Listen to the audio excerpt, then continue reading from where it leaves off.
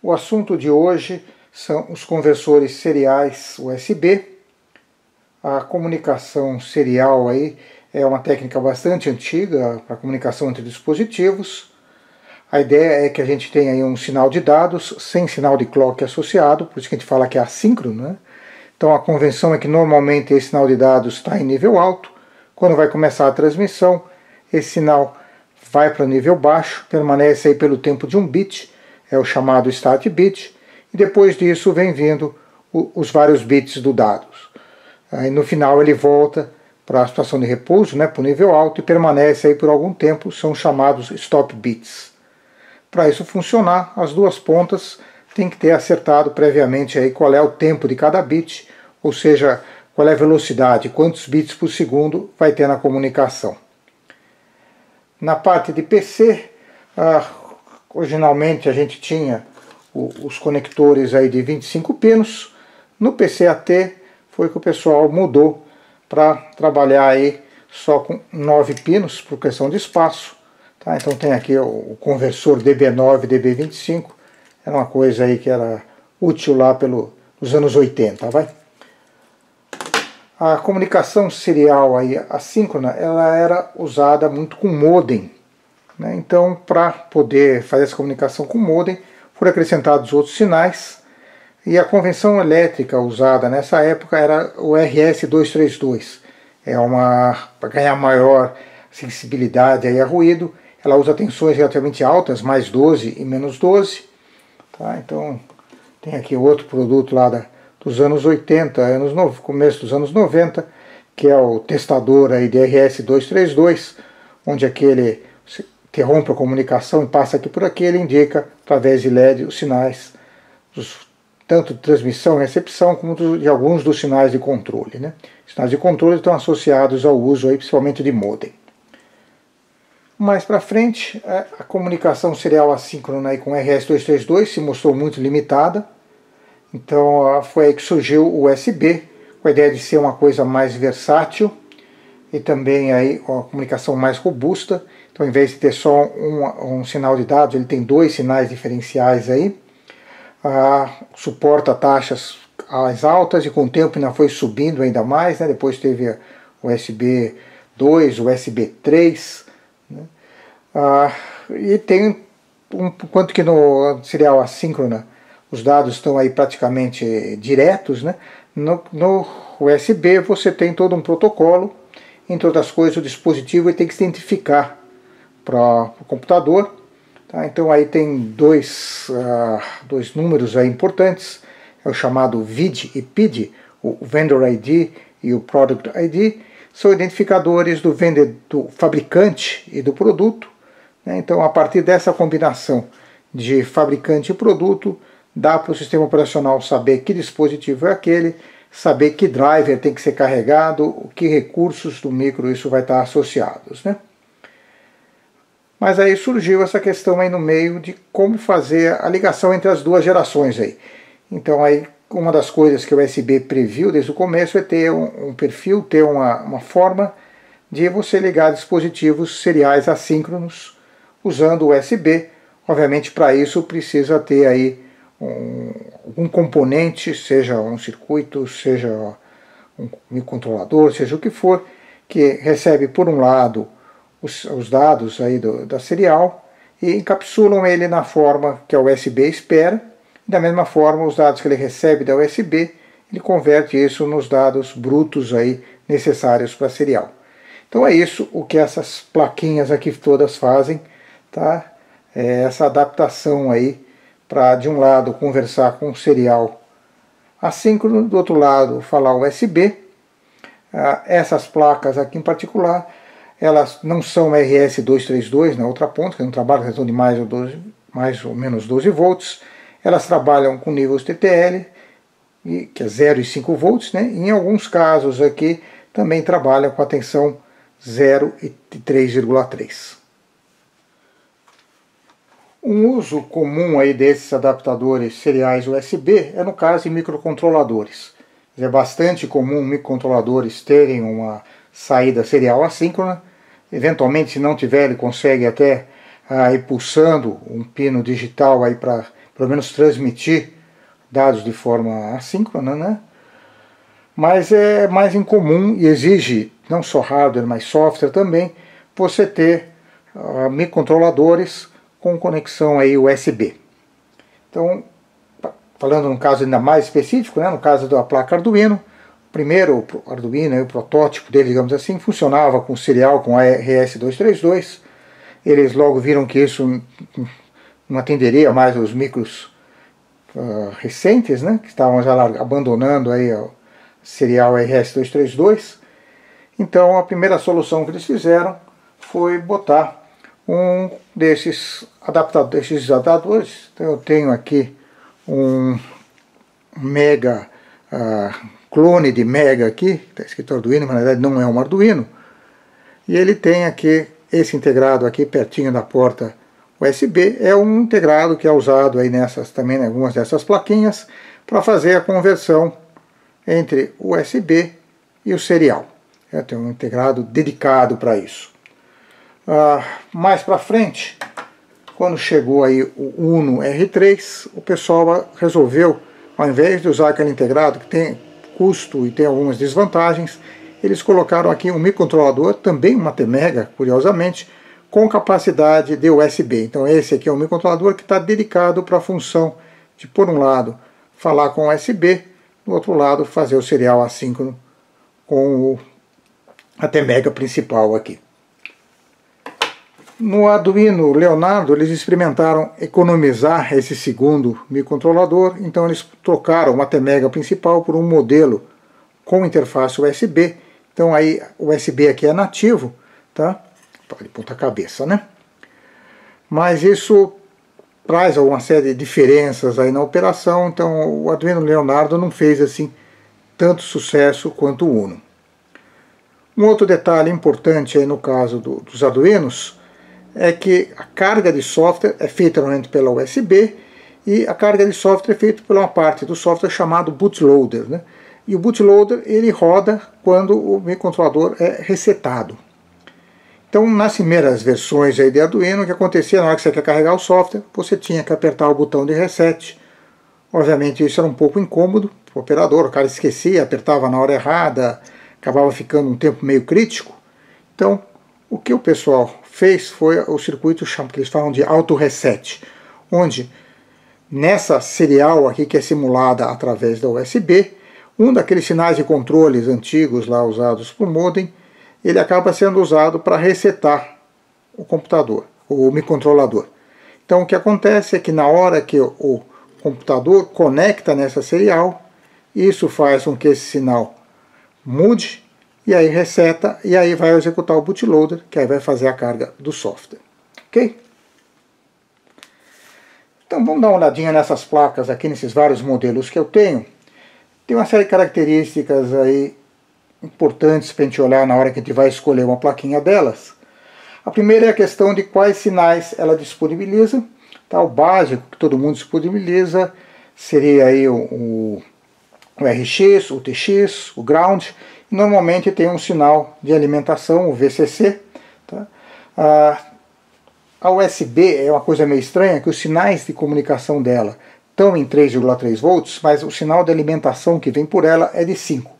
Então uma coisa que é comum nessas placas é elas terem na saída os dois sinais. Não todas, mas é uma coisa realmente comum você ter lá um pino com 3,3 e um pino com 5. Só tomar cuidado, porque o fato de você ter sinal de 3 e 5 não está necessariamente ligado ao nível dos sinais de RX e TX. O mais comum dessas placas todas é o sinal de transmissão, em particular, está normalmente operando entre 0 e 5 volts. Então, se você tiver, quando ele está em repouso, né, não tem nada, ele vai estar colocando 5 volts nesse pino de transmissão. O pino de transmissão. O pino de recepção é uma entrada, tá, mas o de transmissão é saída e vai estar botando 5 volts. Se você ligar isso no microcontrolador ou algum outro circuito que opere 3,3 e não tolere tensões acima de 3,3, você corre o risco de queimar. Corre o risco não, provavelmente você vai queimar ali teu microcontrolador. Tá? Uma outra coisa aí que tem com relação aos sinais é a presença de pelo menos mais um sinal, normalmente eles chamam de DTR, às vezes tem um nome diferente, que é justamente para fazer a função equivalente ao auto reset. Tá? Então, um uso dessas plaquinhas é quando você tem um Arduino que não tem nele um conversor serial USB. Ele coloca direto o serial, tá? Que é para economizar o circuito aí.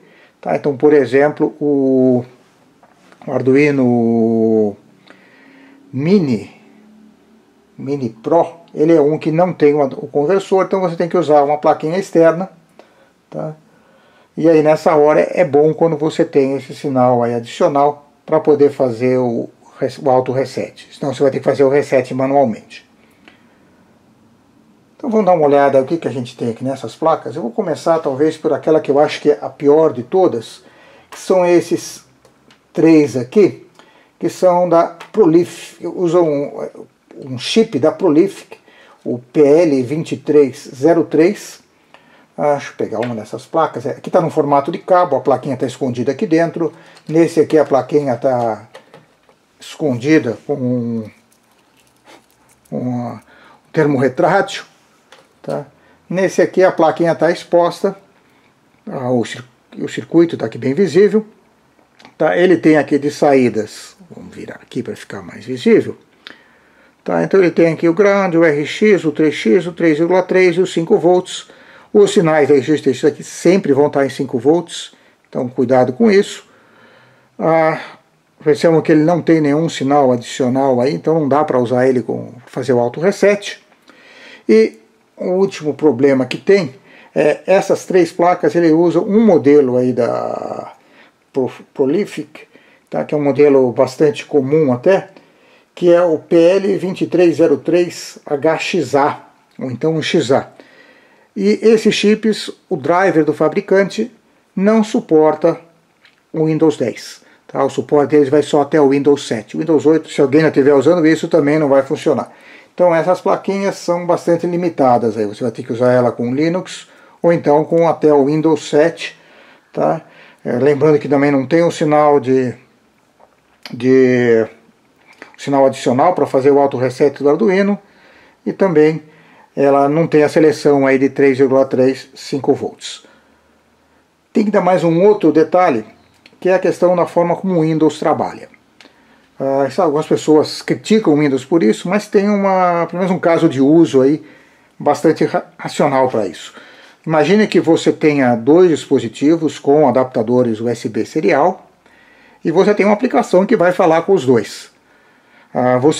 São dois dispositivos diferentes, então você quer que a sua aplicação sempre fale, por um lado, ela vai estar falando de um certo jeito com, sei lá, com o dispositivo A e de outro jeito com o dispositivo B. Na hora que você espeta um conversor, o Windows vai associar para ele um nome para essa porta, os famosos COM, né, com 1, com 2, com 3. Então você gostaria muito que fosse sempre o mesmo COM para o mesmo dispositivo. Então o dispositivo A seja, por exemplo, sempre com 2 e o dispositivo B sempre com 3. Tá? Que isso independa da ordem que você faça as ligações. Para fazer isso, o que o Windows faz é, como se você tiver duas placas iguais, elas vão ter o mesmo identificador de produto, o mesmo identificador de fabricante, tá? O mesmo PID, o mesmo VID. O que ela faz é usar uma outra característica que é o número de série. Então o USB prevê que cada dispositivo aí tenha um número de série próprio. Isso é muito bacana para quem está usando. Porém, para o fabricante, quer dizer, é um problema a mais. Ele tem que ter uma memória onde ele vai estar guardando esse número de série, ele tem que ter algum método de gravar esse número de série, e tem que ter um procedimento na produção de gravar números de série diferentes para cada um. Tá? A gente já viu isso no caso de Ethernet, até no caso de Wi-Fi, empresas aí que não são muito cuidadosas com isso, e de repente você tem dois dispositivos com o mesmo MAC address. Né? Então, isso é um problema, e no caso específico desse cara da Prolific, ele não tem esse número de série individual. Então o que acontece é que essa plaquinha aqui, se eu espeto ela no meu Windows, ele vai virar uma COM7. Se eu tirar ele e usar essa outra plaquinha, também vai ser COM7. Esse meu cabo também é COM7. Se espetar dois, bagunçou a minha vida, eu não vou conseguir usar os dois ao mesmo tempo. Tá? Então esse é o Prolific. Vamos para o outro extremo. Tá? O Prolific, como eu disse, é um cara bastante complicado. No outro extremo a gente tem os chips da FTDI. A FTDI é até para muita gente sinônimo desses adaptadores. O pessoal fala em cabo FTDI, conversor FTDI, tá? Mesmo quando não usa o chip da FTDI. Tá? A FTDI é Future Technology Devices International, é o nome da empresa. Tá? Esses caras têm um identificador único. Tá? Existe uma série de variações de chips, mas todos eles são... Então esse adaptador aqui em particular, o que ele tem é o RX, o TX, o DTR, o que ele chama aqui do VBus, que é a tensão que vem do USB, que é 5 volts, terra, e 3,3 volts, que é a que foi gerado aqui para operar com a parte da USB. Tá? E mais ainda o sinal DTR, que é o sinal que pode ser usado, por exemplo, para fazer o auto reset com um Arduino. Essa outra plaquinha também é da FTDI, só que ela tem ainda uma vantagem adicional, que é ter aqui um jumper, deixa eu ver se eu vou botar aqui mais perto, onde eu seleciono 3,3 ou 5 volts, e isso afeta tanto um sinal aqui que ele chama de VCC, como os sinais de RX e UTX. Então esse jumper realmente faz essa plaquinha funcionar com 3,3 ou 5 volts. Essa é uma plaquinha apropriada se você quer ligar em alguma coisa que trabalha a 3,3 volts. Uma outra coisa interessante é que isso aqui é o que eles chamam, né, de uma breakout board, porque ela pega todos os pinos aqui do integrado e acaba disponibilizando aqui do lado. Então você pode fazer coisas mais sofisticadas.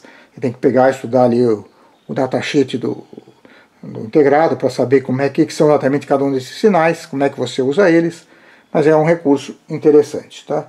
Essas outras placas que a gente viu não tinha nada disso. Esse aqui já é um que não é tão comum, tá? É um outro integrado, é um integrado de uma empresa chamada Silicon Labs, é o CP2102, tá? O que tem aqui de sinais, DTR, RX, TX, mais 5, ground 3,3, tem mais alguns sinais que saem aqui nos pinos que não tem nada conectado. Esse cara aqui também tem em princípio um identificador único, eu não tenho duas placas para conferir, mas em princípio esse cara aqui também é um cara que tem um identificador único. A FTTI eu falei bem dela, mas deixa eu falar mal um pouquinho. Tem um problema sério que é com relação a duas coisas. Interligadas entre si, por sinal.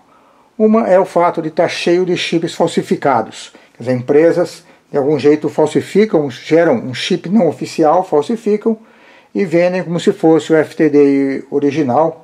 Obviamente a FTDI não gosta disso, e teve uma ocasião que ela ficou brava demais com isso e fez uma grande besteira, deve se arrepender muito, que ela gerou uma versão de driver onde ela identificava as placas com chip falsificado, e mais que isso, ela reconfigurava a placa para a placa parar de funcionar.